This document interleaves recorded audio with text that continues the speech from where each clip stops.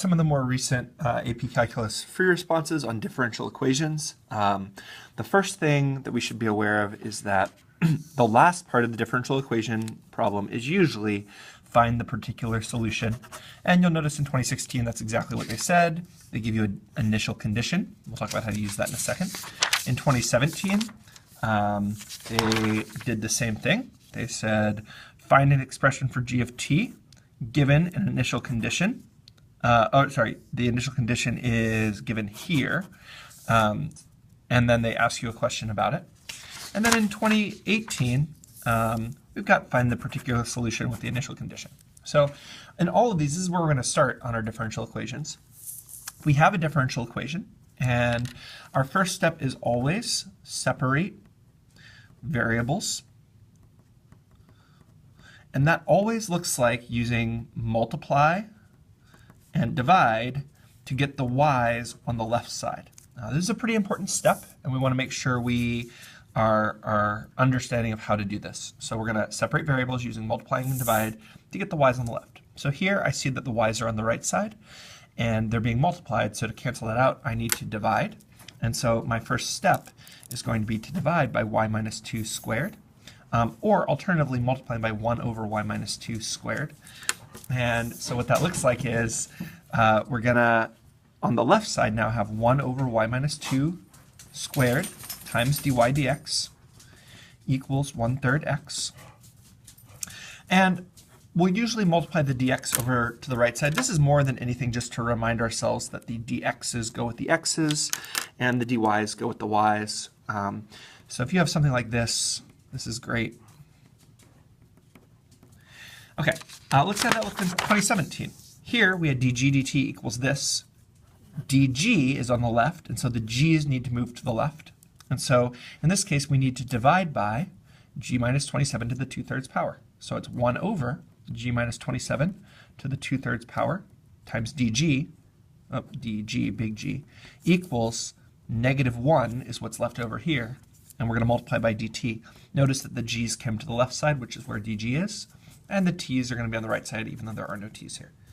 In 2016,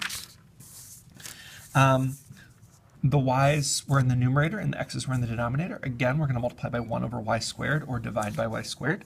So we're going to do 1 over y squared times dy equals, in this case, the x's are in the denominator, so we need 1 over x minus 1 dx. So in all these cases, we separate the variables, and our next step is going to be to integrate both sides. Here, this is a power rule, so we need to integrate. It's y to the -1 power divided by -1. Here, this is a natural log of an absolute value of x minus 1. I really needed to use u substitution here, but the du is just 1, and so we don't need to divide by 1 because it doesn't do anything. And we do need to remember our plus c. The way this is now being scored is you get points for the integrals. You get a point for separating the variables. You get a point for doing the integrals, sometimes 2, depending on how hard they are. And then you get a point for the plus c if you use that initial condition. And so as soon as you get this plus c, it's not a bad idea to plug in the x and the y. This is 1 over y, and I'm just going to go ahead and plug it in, equals natural log of absolute value of 2 minus 1 plus c. And this gets you the point for using the c, because we're using this initial condition to find c. And so in all of our steps, that's what we're going to be doing. We find what c is. In this case, c is, this is natural log of 1, which is 0, and so c is -1/3. The last step is, so let's go back to our original one. We separate our variables. 2, integrate. 3, we're going to plug in initial condition to find c. And then 4 is solve for y. And that's what we're going to do right now. So in this case, we're going to plug in the c. So we've got -1 over y equals natural log absolute value of x minus 1 minus 1/3. And we need to get y by itself. So in this case, the easiest thing to do is multiply by y and divide by the thing that y is being multiplied by to get it by itself.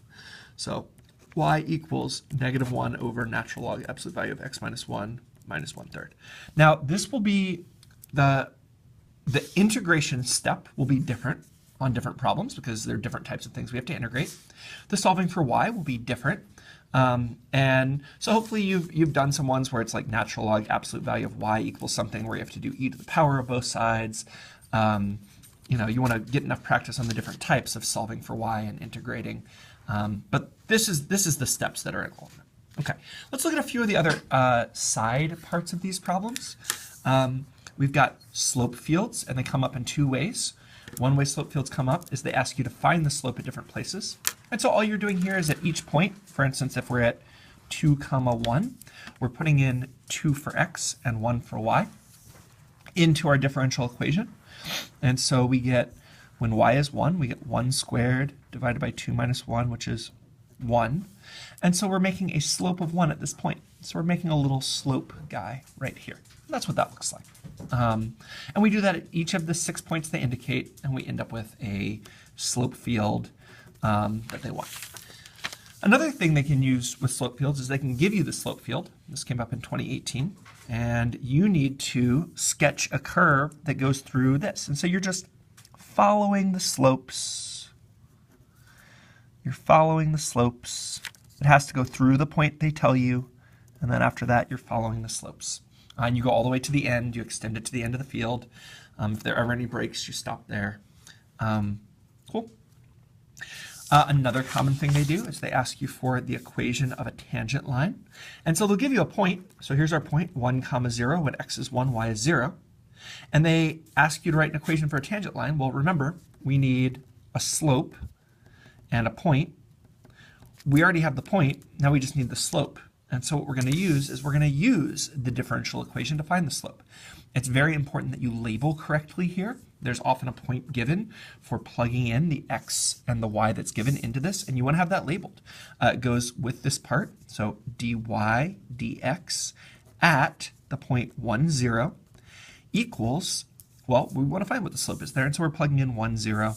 So we've got 1/3 times the x, and so we get that the slope is, this is squared, so we get 4/3. Once we have the slope, we can use it. Y equals the slope times x minus x1 plus y1. I don't have to put plus 0 if I don't want. Cool. There is one more thing that hasn't come up recently, but could be there at any point, which is finding the domain. And when you're looking at the domain, what you're really looking for is what x can't be. Usually x can be all real numbers, but there are a few issues. You can't divide by 0. You can't take the square root of a negative number. And you can't take the log of a negative number or 0. And so those are the only 3 things that can stop you from, that can give you a domain restriction. And we don't have that here. So like in this one, we don't have any problems with x being dividing by 0. We don't have any problems with a square root of a negative, and we don't have any natural logs. So this one would have a domain of all real numbers. On this one, here we would have no domain issues because the t is the domain, and there wasn't even a t in the differential equation. But this last one, the other one we're looking at here in 2016, there is a domain issue. X cannot be 1.